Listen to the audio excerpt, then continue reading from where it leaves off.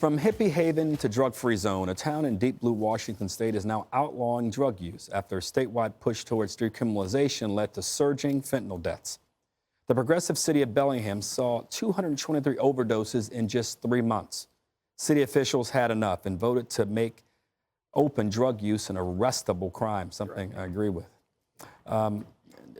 Judge, as you think about the legality of this and how this thing evolved here, did they do the right thing, and should they have done it sooner? And what can we expect going forward? Well, I think the mistake was made when they decided that they were going to allow for these open drug areas. And then what they saw was an increase not only in the amount of drug users, but in the deaths, a spiraling increase in the deaths. And I think a 5-year-old dying of fentanyl is really what made it unpalatable for them any longer.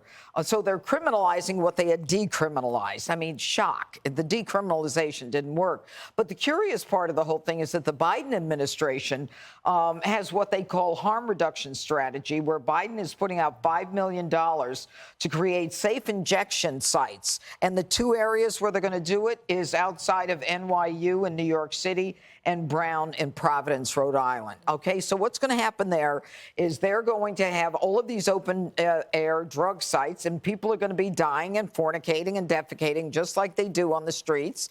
And then they're going to say, gee, that wasn't a good idea. But in the end, I think what we need to do is recognize that we've got a real problem in this country. China doesn't have the problem. China, in fact, is sending a lot of its fentanyl over to Mexico and then to us. Do you know that it is a death penalty crime in China to be involved in drug trafficking? And they are similarly harsh when it comes to drug use. And the drug use, they end up sending you to a isolation camp for 2 years. You know, the last thing we need to do is decriminalize anything and maybe do what China's doing, not the death penalty. But we've got to get rid of some of this. Did we decriminalize these, or should say, did we undo these decriminalization laws here in America around use of cannabis and other things? Oh, is Greg going to take it on the chin again? What do you mean? I never do. I'm always right. Every once in a while, you guys Greg are talking about looks decriminalization like an idiot.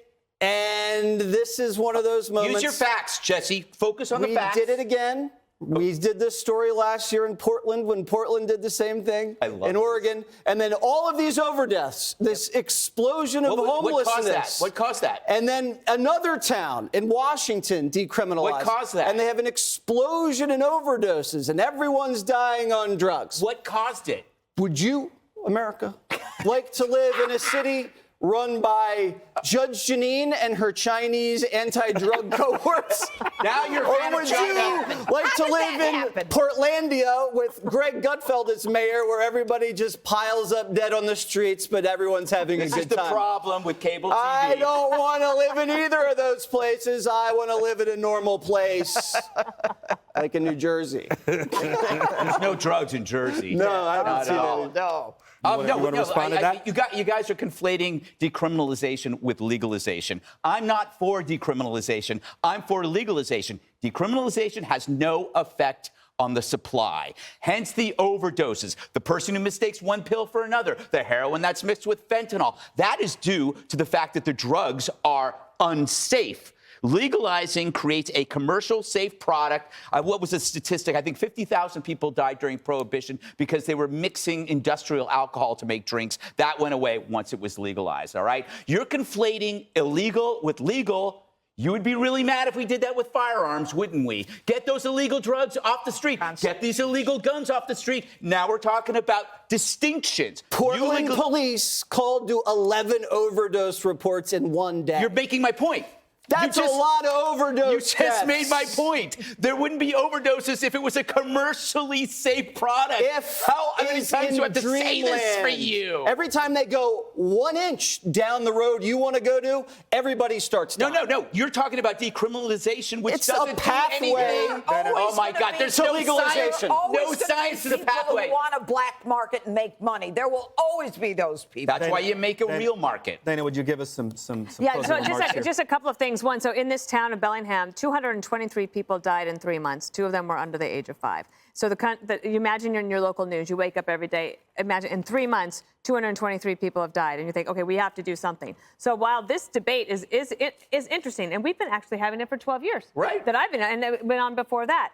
So while we're having this debate, the fentanyl deaths are doubling every year. Okay, and if it goes like that, then you have communities that are spiraling out of control, and people feeling like, I don't know how to help my son, my daughter, my kid, my brother that are out on the street, and communities are they're having a fight of paper, and communities are spiraling. I don't know what the answer is. I just know that if you have fentanyl deaths doubling like this, people are going to want answers quickly. And one of the first things I want to do is say, okay, well, we should criminalize. The thing about legalization is that I could see it actually making sense, and I'm like, this could work.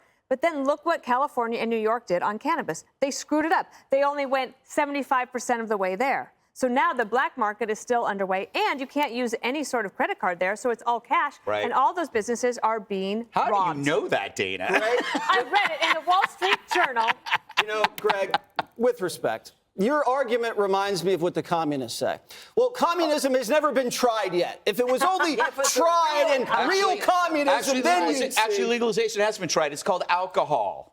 And you drink a lot of it. I can't overdose Do you want me to on ban that. I have as many rounds as I want. I still am alive. I wish we had these guys arguing for reparations. These guys. Coming up next, President Biden setting his sights on your dishwasher in order to save the planet. Hi, everyone. I'm Brian Kilmeade. I want you to do me a favor. I want you to click to subscribe to the Fox News YouTube page. This is the only way that I know for sure that you're not going to miss any great commentary, any great news bites, any great interviews coming your way on Fox. You can get it all here on YouTube. So subscribe right now.